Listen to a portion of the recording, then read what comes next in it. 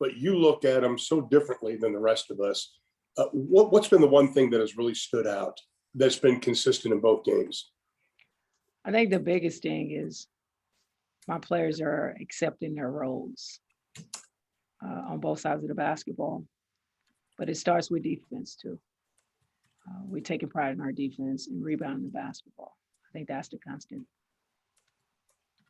And how we've talked before about how proud you are of Vickie, but when I watched that game on Saturday, I see you smiling.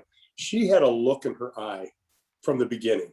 I don't know if it's like, hey, you should have chosen me for the Olympics, but she had this vision that I don't see very often among players. What did you see at the start of the game from her?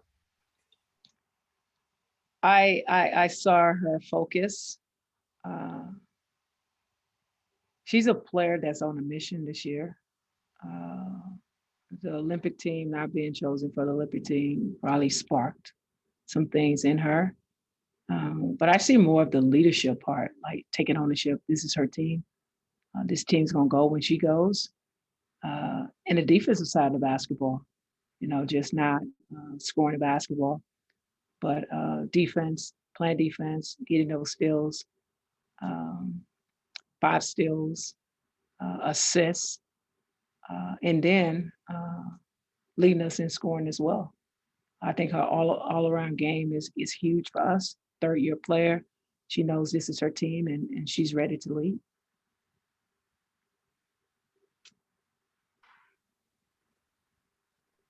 Thank you. Next, we're going to go to Ariana Vedia. Ariana, go ahead and ask your question. Hey, Coach. Good afternoon. So kind of jumping back off what he said and taking it back a little bit, when Enrique hit that game winner against Seattle, everyone's going crazy and you're just kind of standing there like you expected her to make that shot, like you knew she was going to make that shot. Is that kind of why you weren't surprised? Not at all. She has done it so many times on the college level and also on the WBA level. I see it in practice every day. So it's something that I'm used to. It's something that I expect her to do. And she's living up to the hype. And I'm loving it. Her willingness to pass the basketball, to lead this team. She's more vocal as well, and the teams are feeding, and her teammates are feeding off of that. The one thing they said when we came into the game was Enrique, 5 steals, playing defense and everything. So it's fun. And I think all of them are having fun now. And kind of adding on to that, getting to know, Enrique and Marina played together at Notre Dame, getting to know them, what clicks with them on the court? What makes them, who they are? They're best friends. So it's a level of trust, understanding. They played 4 years in college and 2 in the W, and it's just a comfort zone. I can say that about Becky and I. She had a comfort zone with me. It was a security blanket. She kind of knew what I was going to do, and I knew what she was going to do, and it's just a comfort thing. And I think they have the same thing. Thank you. You're welcome. Thank you very much, Coach. Next, we have a submission via the chat. Obviously, it's getting to the deadline for All-Star voting, and you'll have several All-Star candidates on your team. What would you say specifically about Marina Mabry, who's going to be on later, that you think she's done this year to become an possible All-Star and possible most improved player? I think the biggest thing Mabry has done, play multiple positions. Wherever I put her at, she stepped up to the challenge. I'm taking her outside of her comfort zone, playing the PG position, but she's doing an amazing job. I have a guardian of 1. Her consistency across the board, especially on the offensive side of the basketball, is amazing. I think she deserved to be an All-Star. I think she deserved to be an All-Star. I think she deserved to be most improved as well. So we just pray that she stay healthy and just continue to do what she does for our team so we can be successful. All these accolades will come with us winning. Winning solves everything, and a lot of our players will make the All-Star team and make defensive team and all those good things. but it's the most important thing is winning the basketball game so they can see us as a whole. Next, we're going to go to Bob Steinfeld. Bob, go ahead and ask your question. Hi, Coach. How Hey. are Good. you? Nice win Saturday. That Thank was you. a fun game. Thank you.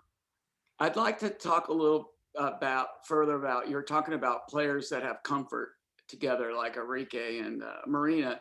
So Chicago coming in with Quigley and Vandersloot, I would say that they're and Pretty also comfortable. yeah, comfortable. Yeah. Also, you know, with the veteran presence of Candace Parker coming back and how they've won 7 of their last 8 games. Right. So tell me a little bit about your thoughts about playing them in the next 2 games at home.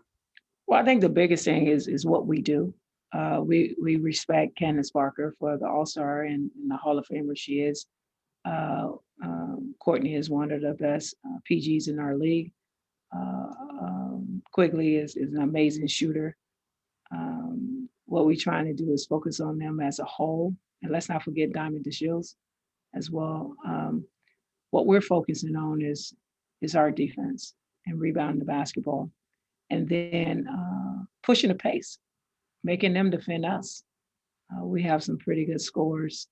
We have a deep bench that we want to take advantage of. We're rotating starters in and out of the lineup. So we just want to be aggressive, focus on us and what we do well on both sides of the basketball, and come out with a W. Thank you. You're welcome. Next, we're going to go back to Ron Thulin. Ron, go ahead and ask your question. One final question, Coach. Okay. I look at the numbers and watching Chicago yesterday, they were beating points in the paint. I look at what you've done and the team has done, points in the paint, and that along with your bench seems to be 2 of the stronger points of this team. How big will points in the paint be when you have this stretch of going against the East? It's going to be very important. We want to be aggressive. We want to get downhill. We want to make things happen versus sitting back and allow them to throw the first punch. It's very important for us to get downhill, like I said, draw and kick, offensive rebounding. We offensive rebounding very well. I think we're averaging right under 10 a game. Getting to the free throw line is huge for us as well. We always want to be in attack mode in whatever we do, and getting to the paint, forcing the defense to rotate, and then we'll just react from there. And transition. Next, we're going to go. Sorry. We also want to get out in transition as well. You know, get those easy baskets. Thank you, Coach. Next, we're going to go to Ariana and ask your question. Hey, Coach, on a separate topic, are you going to be limiting Alicia's minutes, you know, going into 3-on-3? And also, I guess, you know, she's an Olympian. What did you say to her when she got that call and she, you know, told the team, you know, hey, I made it? Well, you know, I worked with USA Basketball, so I kind of knew what was going on, but congratulate her.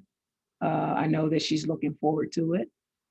She deserved to be on that team. She made a lot of sacrifices to compete on 3-on-3.